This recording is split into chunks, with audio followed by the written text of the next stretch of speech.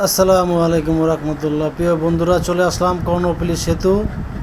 যারা দেখেন নাই, ব্রিজটা একটু দেখে যাবেন, একটু ওয়েট করেন। সামনে আমরা দেখাচ্ছি ব্রিজটা, যেটা বলে টানা সেতু। মাত্র 4টা পিলার আছে, যারা দেখেন নাই তারা দেখে যাবেন।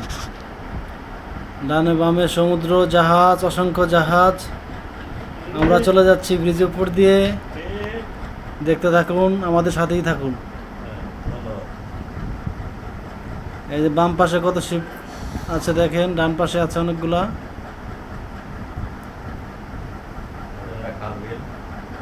নদী নালা, খাল বিল। আর একটা রোহিঙ্গা বাম পাশে ঘুমাচ্ছে।